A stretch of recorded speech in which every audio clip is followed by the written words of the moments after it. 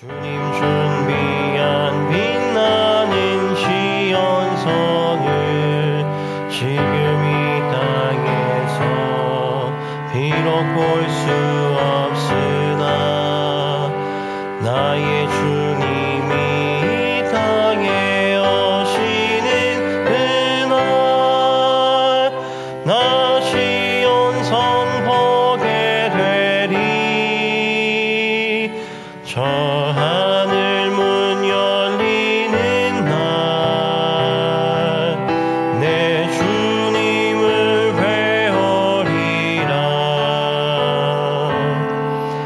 그때 사랑과 평화와 감사의 찬송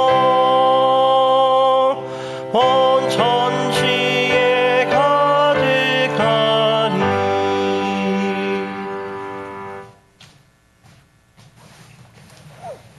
하늘에 계신 아버지 하나님, 오늘의 안식일 성전에 모여서 하나님께 예배드릴 수 있는 귀한 시간이 있음에 감사합니다. 이 안식일 세상이 줄 수 없는 쉼을 예수님께 나아와서 저희가 쉼을 얻을 수 있도록 도와주세요. 또한 이 안식일에 이렇게 예배드릴 수 있는 귀한 특권을 가진 자들로서 저희가 기쁨과 또 평안 속에 모두 함께 살기를 희망합니다. 또한 여기에 계시지 않는 분들도 함께 하나님을 기억하며 찬미드리며 예배하는 오늘 귀한 안식일이 되기를 기도합니다. 오늘 목사님과 함께 해주셔서 그분의 입술로 나오는 말씀을 저희가 귀담아 듣고 우리 마음에 오늘 성령님이 함께 하시기를, 그리고 오늘 저희에게 많은 것을 부어주시기를 기도합니다. 이 안식이 내일까지 저희가 특별한 장소에서 특별한 시간 이 귀한 복을 받기를 예수님 이름으로 기도드렸습니다. 아멘.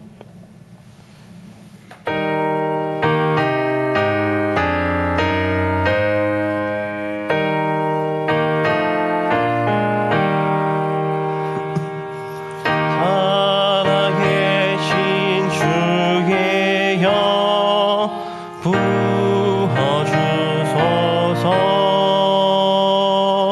살아계신 주의 영 부어주소서. 새로 지은 내 마음 속에 살아계신 주의 영 부어주소서.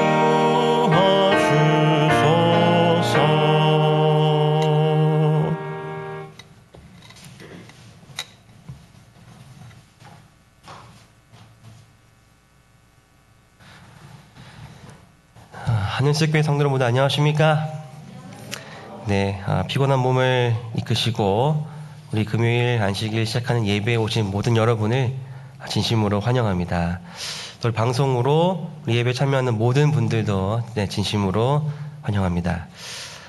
오늘 우리에게 주시는 이 말씀을 통하여 우리 삶의 방향들이 다시 올바로 재설정되기를 간절히 바랍니다.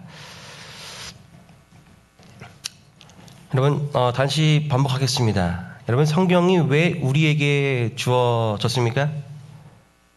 첫 번째는 이 말세를, 마지막 때를 살아가는 우리에게 어떻게 우리가 살아가야 될지를 알려주는, 지시하여 알려주는 이 목적으로 성경이 기록되었습니다.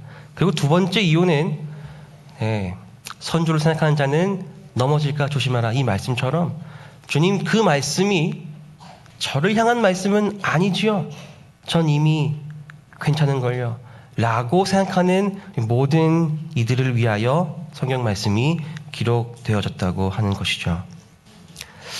오늘은 우리 이과인 말세의 징조를 보라라는 주제로 함께 우리 바이블 아카데미 시간을 갖도록 하겠습니다. 제가 지금의 저의 아름다운 아내와 결혼하기 전에 저는 강릉에 살고 있었습니다.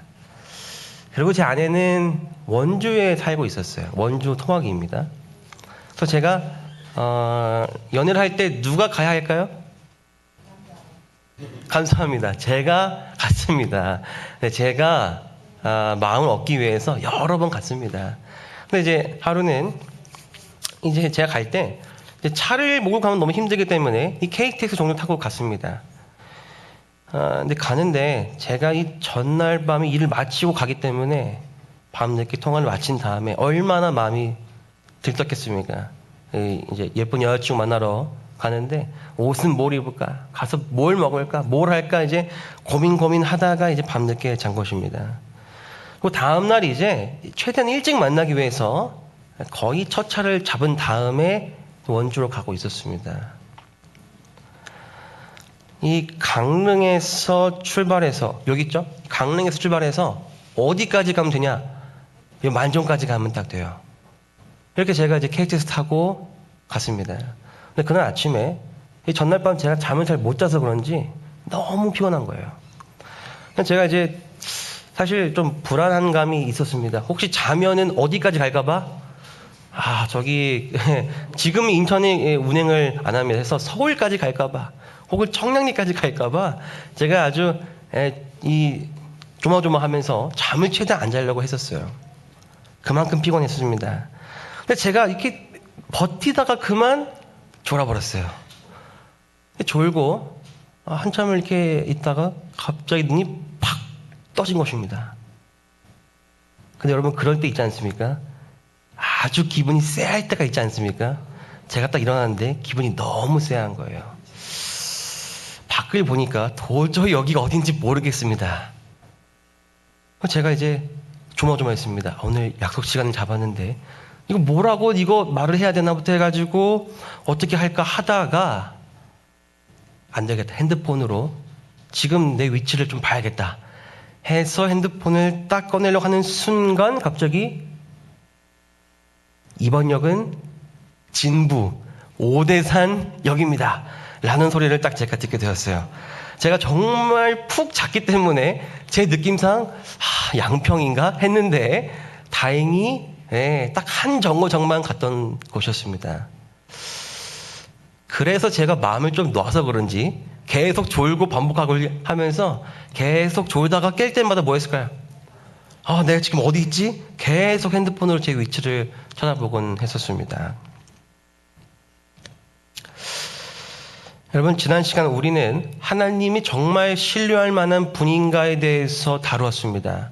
다니엘서 2장을 통해서 이 세상 역사들이 정말 그분 예언대로 이루어지는 것을 보면서 그분이 정말 신뢰할 만한 분이고 내가 그분의 내 인생을 걸 만한 분이라는 사실 우리가 배웠습니다.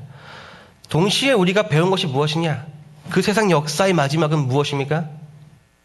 돌나라인 예수 그리스도의 재림이라는 것도 알게 되었습니다. 바로 이 재림이 예수님이 돌나라가 이 세상의 최종 역이 된다는 것이죠. 이 세상은 이제 그 최종 종착지를 향해 달려가고 있는 것입니다. 그렇다면 지금 이 세상은 어디에 있을까요? 지금 우리가 살고 있는 현재 이 시간은 그 마지막 최종 역은 우리가 알지만 그렇다면 우리가 그 역에 도착하기 전에 지금 우리가 살고 있는 이 시대는 어디쯤에 와 있는 것일까요? 이 질문과 똑같은 질문을 2000년 전에 사람들이 예수님께 물었습니다. 예수님께서 이제 절기를 맞이하신 이제 이후에 예루살렘에 들어가신 후에 그분 주위에 모인 사람들에게 다음과 같은 말씀을 하셨습니다. 이러시기를 예루살렘아 예루살렘아 선지자들을 죽이고 내게 파송된 자들을 돌로 치는 자여 암탉이 그 새끼를 날개 아래에 모음같이 내가 내 자녀를 모으려 한 일이 몇 번이더냐. 그러나 너희가 원하지 아니하였도다. 보라 너희 집이 황폐하여 버려진 바 되리라. 이게 지금 누구에게 하신 말씀이십니까? 예루살렘에게 하신 말씀이십니다. 예루살렘이 어떻게 된다고요? 멸망할 것을 예수님께서 이스라엘 백성들 제자들에게 말씀하신 장면이에요. 당시 이 말은 이스라엘 민족들 그리고 예수님을 따르는 제자들에게도 받아들이기 너무나 힘든 큰 충격이었습니다. 그들이 자랑하는 그 아름다운 예루살렘 성전이 어떻게 해요? 멸망한다는 이 기별은 너무나 충격적이었던 것입니다. 그래서 영감이건 이렇게 말합니다. 이 말씀에 그들은 무관심한 채 하였으나 저희 마음 가운데 있는 이 말씀의 뜻이 무엇인지에 관한 의문이 계속 떠올랐다. 도대체 말씀하신 그 말이 무엇일까? 민족의 영광이 이 장엄한 성전이 곧 폐허의 무더기가 될 수 있단 말인가? 이 불길한 전주는 제자들도 함께 느끼게 되었다고 말하고 있어요. 그리고 나서 이 제자들이 그리스도와 같이 성전을 나갈 때에 그들은 성전의 견고함과 아름다움에 예수님의 주의를 환기시켰다고 말합니다. 그것이 바로 이 장면입니다. 예수께서 성전에서 나와서 가실 때에 제자들이 이제 그 성전 건물들을 다시 가리켜 보입니다. 그때에 예수님께서 다시 이렇게 말씀하십니다. 너희가 이 모든 것을 보지 못하느냐? 내가 진실로 너에게 이르노니 돌 하나도 돌 위에 남지 않고 다 무너뜨려지리라. 제자들은 다시 한번 이 말씀을 듣게 된 거예요. 예루살렘이 멸망한다니요. 도통 이해가 되지 않았던 말이었습니다. 그들의 자랑인 이 예루살렘 성전은 이제 준공, 이 건축이 거의 50년 이제 진행되고 있었습니다. 그 50년 전부터 이 성전 건축은 계속되고 있었어요. 그만큼 세밀하고 정성을 다해서 짓고 있었습니다. 그런데 예수님 대답은 똑같았던 거예요. 그리고 이어지는 질문이 바로 이 유명한 질문입니다. 어느 때에 이런 일이 있겠사오며 또 주의 임하심과 세상 끝에는 그럼 무슨 징조가 있겠습니까? 여러분 이제 이 질문의 배경이 좀 이해가 되시나요? 제자들은 이 지구의 마지막에 관한 궁금증을 먼저 갖고 이 질문을 한 것이 아닙니다. 예루살렘의 멸망에 관한 질문을 갖고 예수님께 이 질문을 한 것을 우리가 기억해야 돼요. 당시 유대인들은 이렇게 믿고 있었습니다. 메시아가 그들에게 나타나면 메시아가 잠시 사라질 것이고 다시 그분이 나타날 때에는 아무도 그가 어디에서 왔는지를 모르게 된다는 것이 당시 대중들의 믿음이었어요. 그래서 제자들 또한 예수님께서 잠시 한동안 어디에 가 계셨다가 권능과 영광으로 이 그분의 왕국을 취하러 다시 오실 것으로 분명히 이해했을 것입니다. 그러니까 제자들은 그래, 예루살렘이 멸망하게 된다면 그때가 어느 때예요? 예수님께서 잠시 사라지실 그때겠지. 그리고 다시 나타나실 것이야. 그때가 바로 이 세상의 끝이겠지. 라고 그들은 믿었다는 것이죠. 이제 이 말씀을 우리가 조금 더 보겠습니다. 제자들의 관심은 바로 뭐였어요? 예수님 어느 때에 이런 일이 무엇입니까? 성전에 멸망하는 일이 있겠습니까? 그리고 주의 임하심과 세상 끝에는 무슨 징조가, 이게 다 뭘 말하는 거예요? 제자들의 관심은 예수님 그러면 성전은 언제 멸망할 것이고 예수님은 다시 언제 우리 곁으로 오실 것입니까? 이렇게 물었다는 것입니다.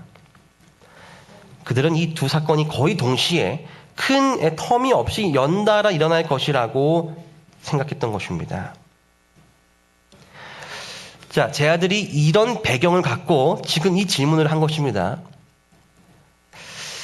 이 질문을 조금 더 구체적으로 보면 이렇게 나눌 수가 있습니다. 이 질문은요, 총 몇 가지일까요? 이 제자들이 이 말이 총 몇 가지 질문으로 이루어져 있을까요? 영어 문법을 잘 하지 못하셔도 알 수 있습니다. 왜요? 제가 저기 박스로 힌트를 드렸기 때문이죠. 총 몇 가지입니까? 두 가지입니다. 두 가지로 질문을 한 것이에요. 첫 번째는 when입니다. when. 어느 때에? When will these things be? 언제 이런 일이 일어나겠습니까? 그리고 두 번째는 무엇이에요? what입니다. what. 그러면은 무엇이, 어떤 징조가 예수님의 그 마지막 때에 있겠습니까? 질문이 두 개입니다. 첫 번째 질문은 어느 때에, 시기와 시간에 관한 관심에 두고 한 질문이었어요. 예수님, 언제 오십니까? 두 번째 질문은 what입니다. 그렇다면 무슨 징조를 보고 우리가 알 수 있겠습니까? 예수님, 우리가 무엇으로 예수님의 다시 오심을 알 수 있겠습니까? 말씀과 예언에 관심을 둔 질문이었습니다. 이렇게 두 가지 질문을 하신 거예요.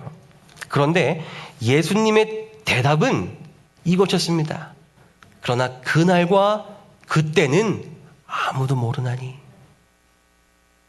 하늘의 천사들도 아들도 모르고 오직 아버지만 아시느니라. 자, 다시 보겠습니다. 지금 제 아들이 한 질문이 몇 가지입니까? 두 가지입니다. 두 가지였는데 첫 번째는 뭐예요? 어느 때입니까? 시기에 관한 거였어요. 근데 두 번째는 무엇입니까?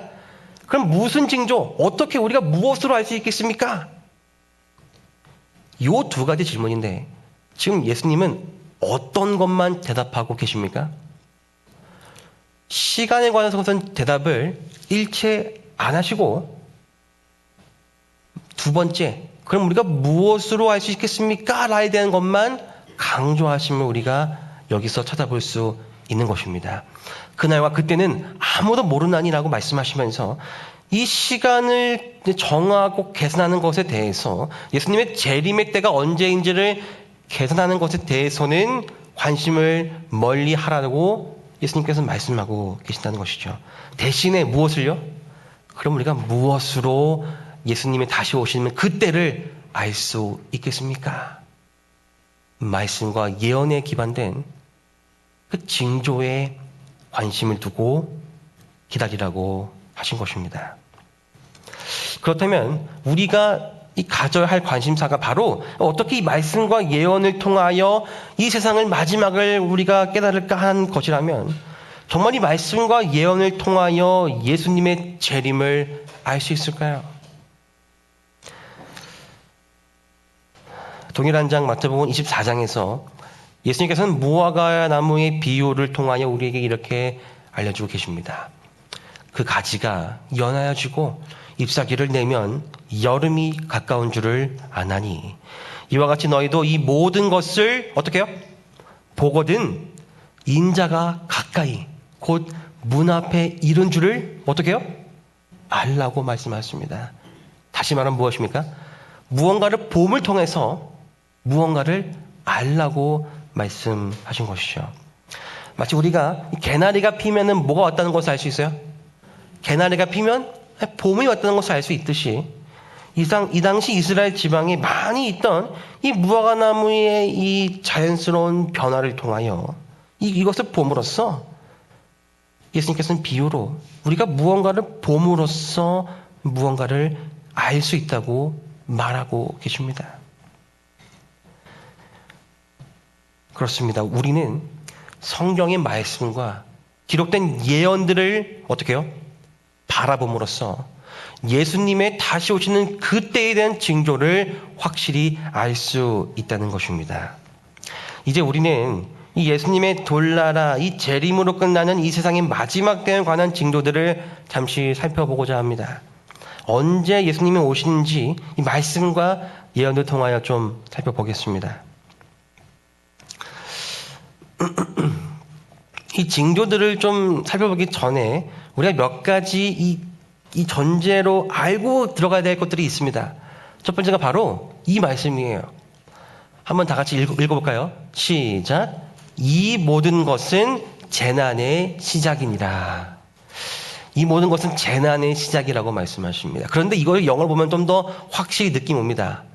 뭐라 되어 있어요? 이 재난이 영어로 뭐라 되어 있습니까? birth pain이라고 되어 있습니다. birth pain. 이 birth pain이 뭐예요? 가로에 있는 것처럼 산통입니다. 산통. 이 재난이라는 단어는 산모가 아이를 낳을 때 겪는 이 산통이라는 것입니다. 다시 말하면 예수님의 재림에 관한, 이 돌나라에 관한, 이 세상의 마지막 때에 관한 징조들, 이 재난들은 산모의 산통과도 같다라고 예수님 말씀하신 거예요. 왜 그럴까요? 지금 저 뒤에 있는 저희 아이 유한이가 점점 자라면서 제가 경험한 것이 있습니다. 저 아이가 이제 이 뱃속에서 작을 때는 태동이 별로 느껴지지 않았어요. 한번 이렇게 엄마 배를 이렇게 약간 발인지 손으로 이렇게 툭 치면은 너무나 이게 아름답고 귀여워 보이는 것입니다. 근데 이게 점점 애가 자라면서 이제 뭐가 점점 시작돼요? 산통도 시작되고 애가 크는 것이 느껴지는 것이죠. 발길이 점점점 늘어나는 것입니다. 강도가 점점 세지고 이 빈도가 점점점 잦아지는 것입니다. 바로 이것이 예수님께서 말씀하신 이 산통의 이미지입니다.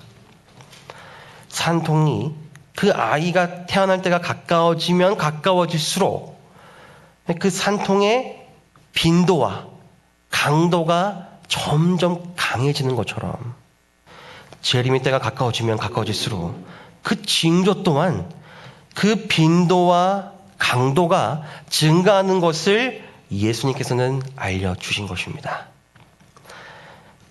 산통이 점점 증가되는 것처럼 재림의 징조 또한 점점 빈번히 일어나고 그 강도가 점점 강해질 것을 우리가 깨달아야 한다는 것입니다.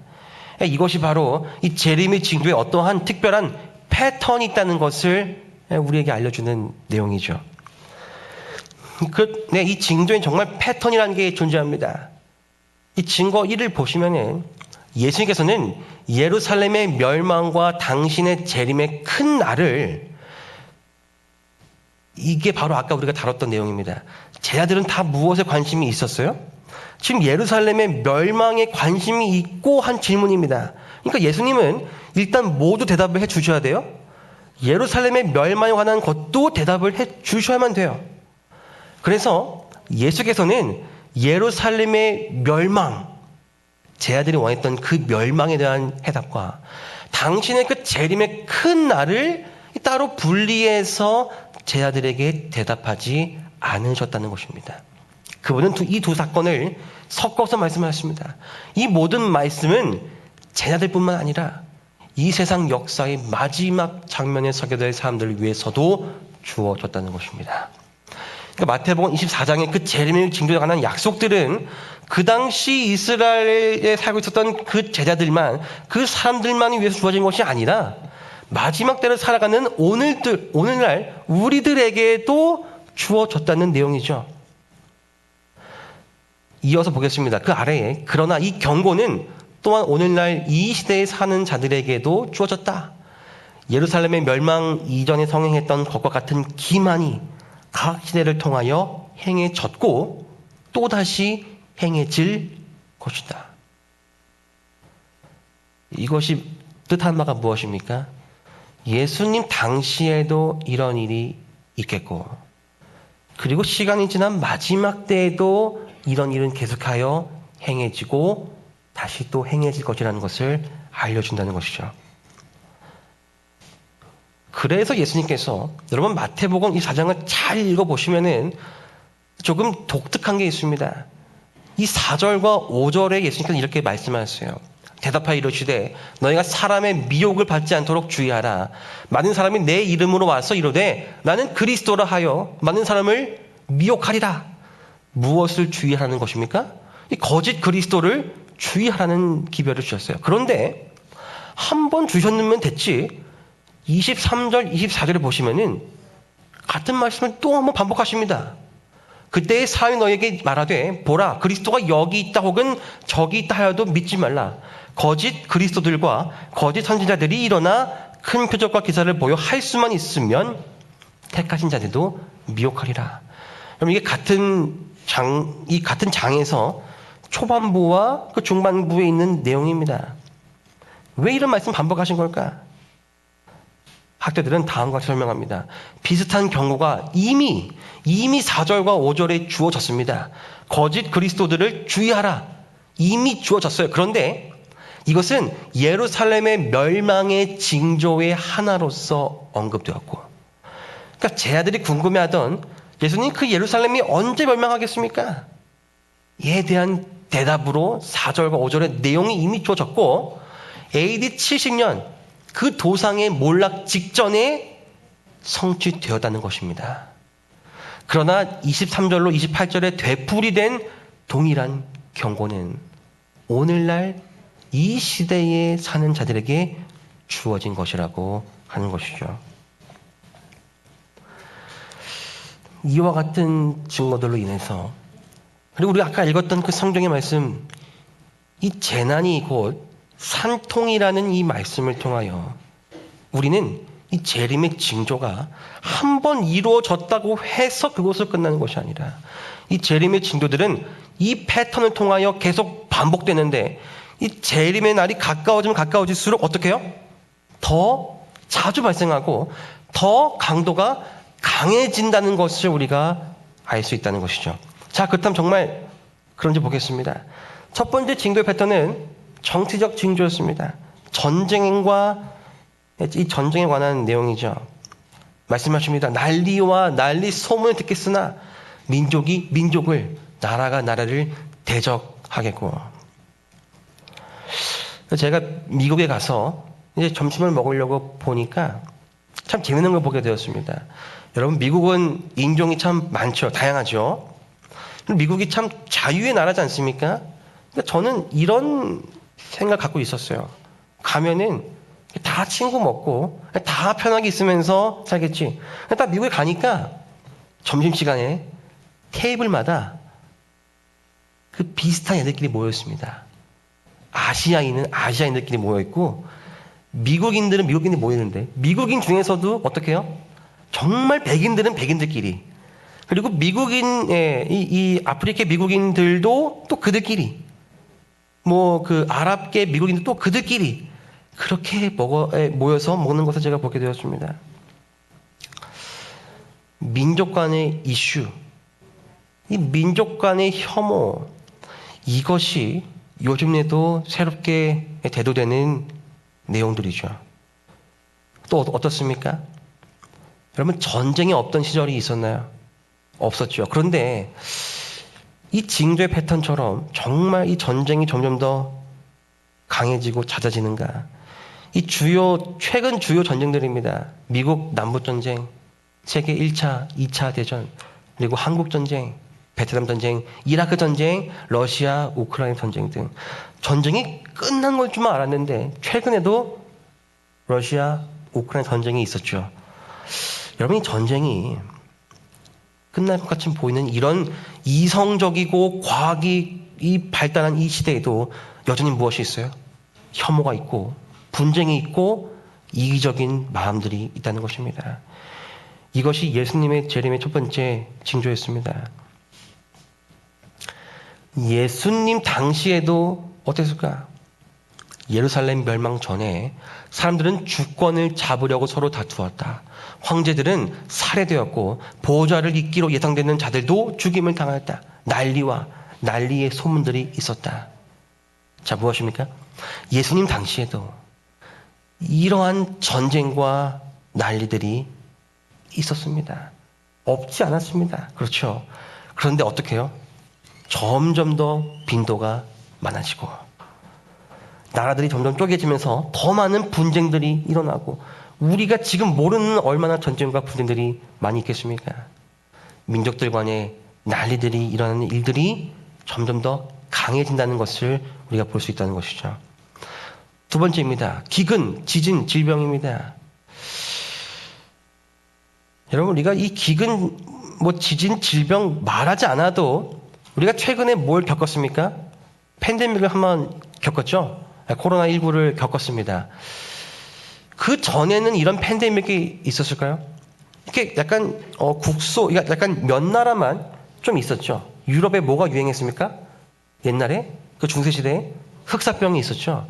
이런 것처럼 이런 질병과 이런 지진 기근들이 점점 더 강해진다는 것입니다. 예수님 시대에도 그 옛날에도 당연히 있었어요. 기록이 있습니다. AD 44년경 유대에 있었던 극심한 기근이 사도행전 11장 28절에 암시되어 있다. AD 41년부터 54년에 이르는 이 글라디오 시대 동안에 모두 4번의 대기근이 있었다. AD 31년과 70년 사이에 대지진이 잇따라 있었다. 여러분, 지진이 옛날에는 없었을까요? 옛날에도 존재했습니다. 그러나 요즘에 일어서 이 지진이 점점 더 강해지고 빈도가 많아진다는 것입니다.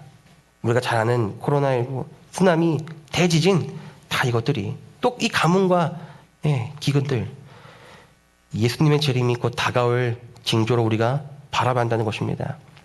2011년 세계 재통계입니다. 여러분, 이 오른쪽으로 가는 이 그래프 이 높이 수가 무엇이냐? 1940년부터 시작해서 이건 1910년까지의 지금 통계입니다. 세계적으로 재해라고 불릴 만한 일들을 카운트한 숫자입니다. 점점 더 많아지는 게 보이십니까? 점점 더 강도가 강해지고 그 횟수가 올라가는 것을 우리가 볼 수 있다는 것이죠. 세 번째 징조는 바로 이 증가된 지식과 기술이었습니다. 다니엘아, 마지막 때까지 이 말을 간수하고 이 글을 봉함하라. 많은 사람이 빨리 왕래하며 지식이 더한다고 말씀하셨어요. 최근에 이제 목회자 협의회를 다녀왔습니다. 이제 가는데 원주에서 쭉 출발을 하는데 같이 동승한 그 운전자가 저는 몰랐어요. 이렇게 말하다가 쓱 보니까 핸들을 어떻게 하고 있어요? 안 잡고 있는 겁니다. 핸들을 안 잡고 있어요. 그래서 아니 왜 안 잡고 있어? 딱 보니까 요즘 차들 중에 뭐가 있습니까? 이 보조 장치가 있죠. 이 자율주행 장치가 있습니다. 그래서 그 차가 이 살짝 잡아주고 보니까 이게 살짝 밑에를 잡고 있어요. 그러니까 이렇게 한 게 아니라 그냥 살짝 잡고 있는 겁니다. 그리고 쭉 가고 있는 거예요. 해외에 가도 한국 식당을 찾아보기가 어렵지 않습니다. 한식이라면 뭐 라면 다 살 수 있죠. 여러분, 우리가 지금 그런 시대에 살고 있습니다. 과학이 굉장히 발달했죠. 교통도 굉장히 많이 발달했죠. 또 이런 유튜브 같은 플랫폼을 통해서 얼마나 이 정보의 이동이 빠른 시대에 우리가 살고 있습니까? 엘빈 토플러가 기록한 그 제3의 물결, 여러분 잘 아실 거라 생각합니다. 1차 농업혁명, 2차 뭐예요? 산업혁명, 그리고 3차 정보화 혁명, 이 4차는 이제 요즘 흔히 말하기를 AI의 혁명이라고들 많이 말하죠. 우리가 정말 과학적으로 이 발달된 이런 사회에서 살아가고 있습니다. 또한 이 성경 말씀 또한 이 다니엘서의 예언의 글을 봉함하라고 하는 말씀을 우리가 아까 보았는데요. 영감의 글은 이 다니엘에게 마지막 시대에 대하여 설명한 그 천사의 말은 언제요? 마지막 때에 이해하게 될 것이라고 말하고 있습니다. 이 세상 마지막 때에 사람들의 관심이 점점 더 이 세상의 마지막에 집중될수록 하나님께서는 그 시대에 맞는 빛을 조금씩 열어주시어 이 감추어졌던 예언들에 대한 사람들의 관심과 지식들이 증가됨을 볼 수 있습니다. 여러분, 우리 재림교회가 지금 가지고 있는 다니엘서와 요한계시록에 대한 이해가 정말 완벽하고 베스트일까요? 그 미국에 가면은 이 달콤이라고 하는 그 위원회가 있습니다. Daniel and Revelation Committee가 있습니다. 여기 가면은 매년 다니엘과 요한계시록을 연구해서 발표를 합니다. 여러분, 우리 재림교회에 가지고 있는 이 다니엘과 요한계시록의 이 예언에 대한 내용이 점점 발전되고 점점 더 성서적으로 그 시대에 맞는 기별로 발전되고 있다는 것을 우리가 알 수 있듯이 이 세상 마지막 때에 대한 관심이 점점 증가되면서 성경에 기록된 이 다니엘서와 요한계시록에 기록된 이 말씀이 예언들이 점점 더 해석되어지고 풀어진다는 것이 바로 이 재림의 징조 중 하나라고 하는 것이죠. 네 번째는 도덕의 붕괴입니다. 성경은 그때가 노아의 때와 같다고 말하고 있습니다. 노아의 때는 어떤 때였습니까? 항상 마음이 악할 뿐이라고 말하고 있습니다. 요즘 뉴스를 보면은 어떻게 저런 일이 일어났을까 하는 일들도 참 많이 일어나고 있어요. 근데 이게 한두 번이 아니라 마치 모방 범죄를 하는 것처럼 너무나 비슷한 잔인한 일들이 많이 일어나고 있는 것을 보게 됩니다. 점점 더 이 범죄의 모습들이 잔인해지고 더욱더 교묘하게 일어남을 우리가 보고 있는 것이죠. 홍수 이전 세상의 주민들은 여호와를 떠나고 그분의 거룩한 뜻을 행하기를 거절하였다. 그들은 그들 자신의 거룩하지 못한 상상과 악한 생각을 따라 행하였다. 그들이 멸망당한 것은 그들의 죄악 때문이었으며 오늘날 세상도 같은 길을 따라가고 있다. 이 징조의 패턴으로 보았을 때 우리가 더하면 더했지 결코 우리가 그들보다 못하지 않았음을 느낄 수 있다는 것이죠. 이어지는 내용입니다. 관계가 점점 더 붕괴되고 있습니다. 말씀하시길 불법이 성함으로 많은 사람의 사랑이 식어진다고 말하고 있습니다. 그리고 이것을 영감의 글은 이 예언은 다시 성취된다고 말하고 있어요. 그 시대에 차고 넘쳤던 그와 똑같은 죄악을 현대에서 본다고 합니다. 도덕적 관계의 붕괴로 인해 세상이 점점 악해지고 점점 더 자극적으로 강하게 변하고 있음을 우리가 보게 되는 것이죠. 이혼이 점점 더 증가하고 있지 않습니까? 이 가정이 점점 더 많이 파괴되고 있습니다. 따돌림과 차별 등 이런 것들 우리의 관계가 붕괴되고 있음을 보게 되는 것입니다. 특히 요즘에 무엇이 너무나 극심합니까? 젠더 이슈 참으로 어디서부터 풀어야 될지 모를 정도로 꼬여 있습니다. 소수자의 배려에 관한 이슈. 어느 정도까지 소수자를 배려해야 되는가? 점점 배려하니까 선을 넘어서 더 권리를 주장하는 이들에 대해서 우리가 어떻게까지 해야 될까에 대해서 혐오가 시작되고 관계가 붕괴되는 것들이 보인다고 하는 것이죠. 여섯 번째는 재림 기별을 조롱한다는 것입니다. 여러분, 재림 기별을 언제부터 조롱했을까요? 이미 노아 때부터 재림 기별 조롱한 것을 우리가 다 볼 수 있지 않습니까? 이 최근에 있어서 예수님의 재림을 조롱하고 안 믿은 것이 아닙니다. 이미 이 패턴은 동일하게 반복되고 있어요. 그렇지만 오늘날에 이뤄서 그 빈도와 강도가 점점 더 잦아지고 강해진다는 것뿐입니다. 세상의 종말까지 각 시대를 내다본 베드로는 영감을 받아 그리스도의 재림 직전 세상이 일어나게 될 상태를 대강 설명하였다. 그 직전의 상태가 바로 무엇입니까? 바로 이것입니다. 조롱한 자들이 나와서 주께서 강림하신다는 약속이 어디 있느냐? 예수님의 재림 우리가 어떻게 믿을 수 있느냐? 라고 한다는 이 내용이 바로 마지막 때에 관한 내용을 베드로가 기록한 것이죠. 일곱 번째는 거짓이 성행한다는 것입니다. 거짓 그리스도들과 거짓 선지자들이 일어나서 기적을 보이며 사람들을 속인다는 내용이죠.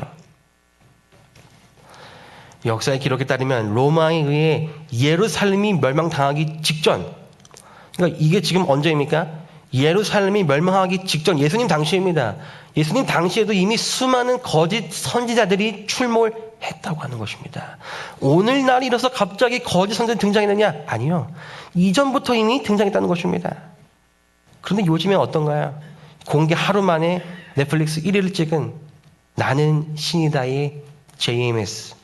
이 JMS 폭로한 이 영상은 정말 충격적이지 않았습니까?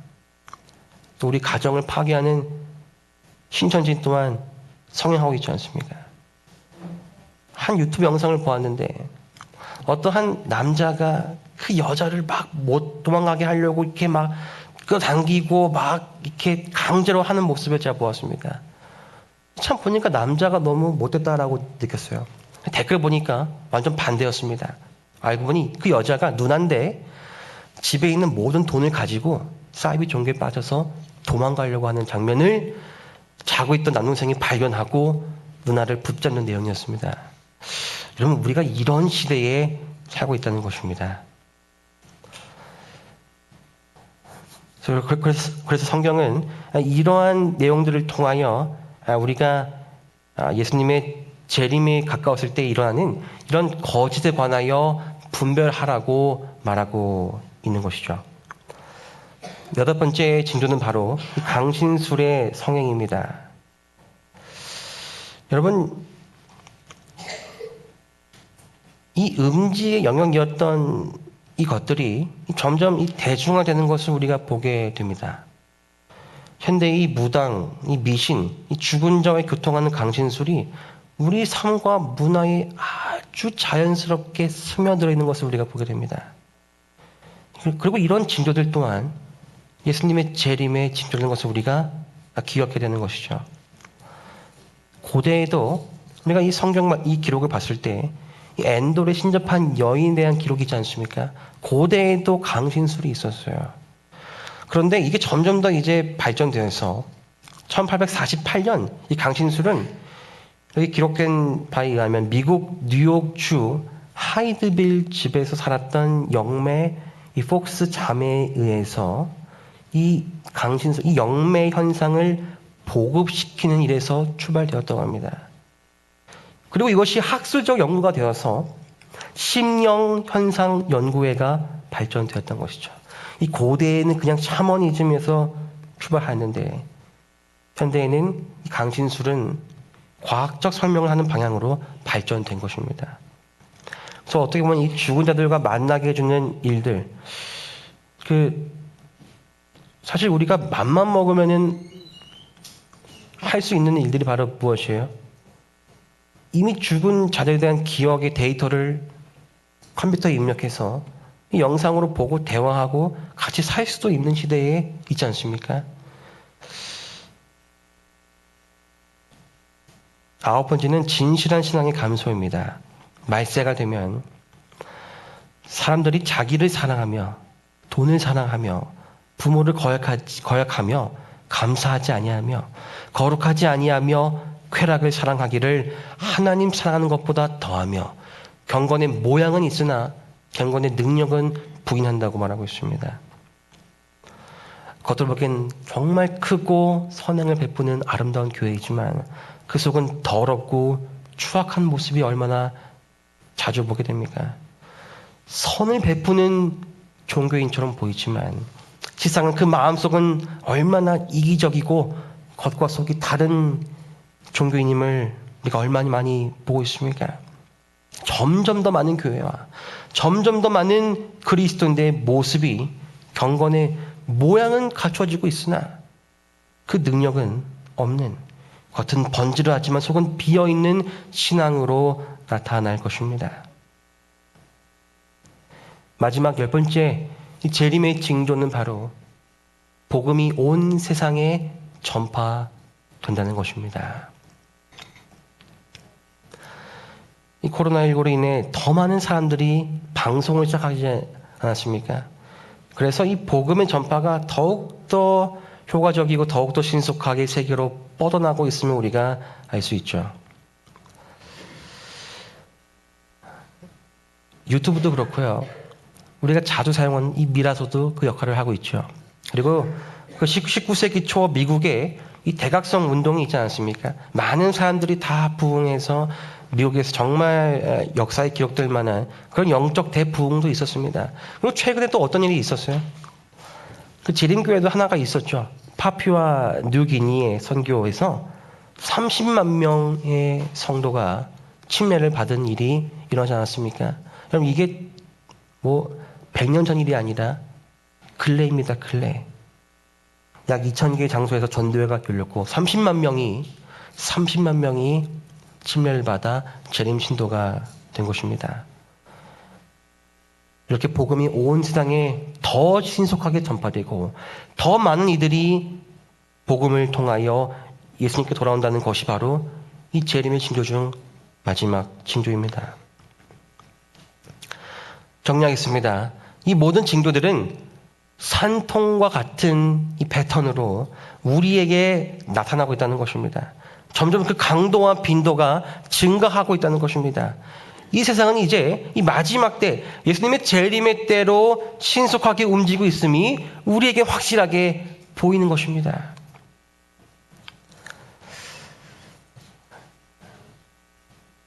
영감의 글은 우리에게 이렇게 권면합니다. 다음과 같은 우리 주의 경고의 말씀이 감람산으로부터 수세기를 통하여 엄숙하게 전해온다.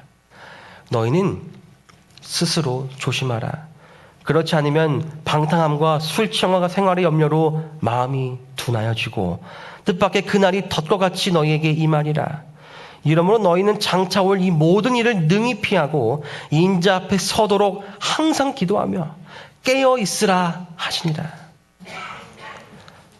마태복음 24장에서 예수님 우리에게 권면하십니다. 이 세상 마지막 때가 가까워지면 가까워질수록 이러한 일들이 점점 더 많아지고 점점 더 강해질 것인데, 그러므로 너희는 주의하고 있어라. 스스로 조심하여라. 그러므로 너희는 깨어있으라. 그러므로 너희는 항상 기도하며 준비하고 있으라고 말씀하고 계십니다. 우리는 어떻게 해야 될까요? 스스로 조심하고 항상 깨어있고 이 기도하는 것을 우리가 어떻게 할 수 있을까요? 볼지어다 내가 문 밖에 서서 두드리노니 누군지 내 음성을 듣고 문을 열면 내가 그에게로 들어가 그와 더불어 먹고 그는 나와 더불어 먹으리라. 아멘. 여러분, 제가 이렇게 색깔로 다 표시를 해두었습니다.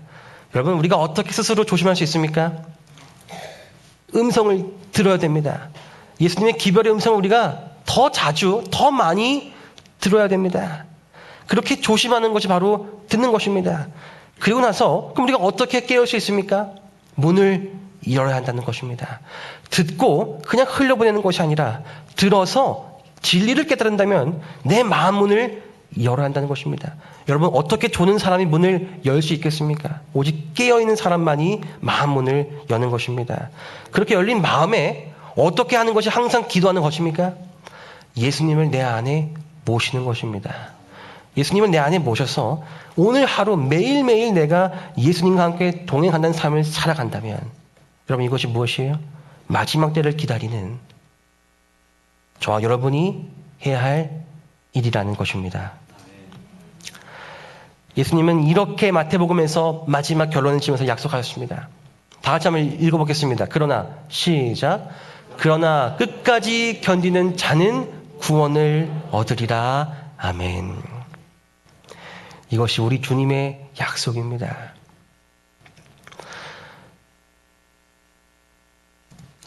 그러나 원수의 계교에 모두 빠지게 되지는 않을 것이다. 이 세상 만물의 종말이 다가올 때 시대의 징조를 분별할 줄 아는 충실한 사람들이 있을 것이다. 친절하고 공헌하는 많은 무리가 그들의 행위로 그들의 신앙을 부인할 것이지만 끝까지 견디는 남은 무리가 있을 것이다. 저와 여러분이 바로 이 남은 무리, 시대의 징조를 분별할 줄 아는 무리가 되기를 간절히 바라는 것입니다. 이 끝까지 견디는 힘은 무엇인가요? 제가 친한 친구가 한 명 있습니다. 근데 이 친구가 축구를 매우 좋아해요. 축구를 좋아해서 어느 날 제가 그 친구를 딱 만났는데 그 친구가 이제 핸드폰으로 축구 경기 영상을 보고 있었습니다. 근데 보니까 그 친구가 응원하는 팀이 지고 있는 거예요. 그래서 제가 살짝 눈치를 봤습니다. 근데 딱 봤는데 그 친구가 그냥 이렇게 해맑게 웃고 있는 거예요. 분명 자기 팀이 지고 있는데. 그래서 제가 이상하게 생각해서 그 친구에 하면 이렇게 물었습니다. 근데 너가 응원하는 팀이 지고 있는데 뭐가 그렇게 행복하냐? 그러니까 그 친구가 이렇게 대답을 했어요. 이거 이긴 경기야. 뭐라고요? 이거 이미 이긴 경기야. 지금은 지고 있는 것처럼 보이는데 뭐예요? 이긴 경기라는 것입니다. 그 친구는 무엇을 알고 있었어요? 그 경기의 결과를 알고 있었던 것입니다. 그러니까 파울 당했다고 실점 먹혔다고 초조하지도 않고 오히려 그것을 볼 때 그렇지 그렇게 할 수 있어. 하지만 결국 누가 이긴 거야? 내가 응원하는 팀이 이긴 경기야. 그 친구는 그것을 바라보고 있었던 것입니다. 여러분, 세상은 이 지구가 점점 멸망해 가고 있다고 바라보고 있습니다. 이 재난과 이런 어떠한 암혹한 참담한 이 사회적 현상들을 바라보면서 하나님이 어디 계시냐? 하나님이 정말 살아계시다면은 왜 이런 일들을 그냥 보고만 계시느냐? 이렇게 말하면서 세상은 하나님이 없다. 재림은 거짓이다. 성경을 내가 왜 믿냐? 라고 말할 수 있습니다. 그러나 같은 것을 바라본다라도 남은 무리들은 다르게 바라볼 것이고 예수 그리스도의 재림의 징조로 바라보고 더욱더 믿음이 굳어져 복음을 전하는 충실한 남은 무리가 될 것입니다. 이 같은 꿈을 우리 같이 꾸길 되길 바라며 오늘 말씀을 마치겠습니다. 다 같이 기도하시겠습니다. 하늘에 계신 우리들의 아버지 하나님, 들려오는 소식들과 바라보는 세상을 보면 이 세상의 마지막 때가 정말 얼마 남지 않았다는 것을 느끼는 시대에 우리가 살고 있습니다. 주님, 우리의 마음이 때로는 너무나 연약하여 주님의 말씀을 듣고 살지만 우리도 그가 똑같은 것을 바라보면서 다른 소망 없는 자들처럼 그것을 바라보고 있었는지는 모르겠습니다. 오늘 이 말씀을 통하여 우리가 세상에 일어나는 많은 일들과 사건들을 바라볼 때에 이제는 주님의 재림이 더욱더 가까이 왔음을 깨닫고 그 음성을 듣고 마음문을 열고 그 열린 마음에 예수님을 내 안에 모시어 하루하루를 충실하게 살아갈 수 있도록 인도하여 주시옵소서. 예수 그리스도의 이름으로 기도드립니다. 아멘.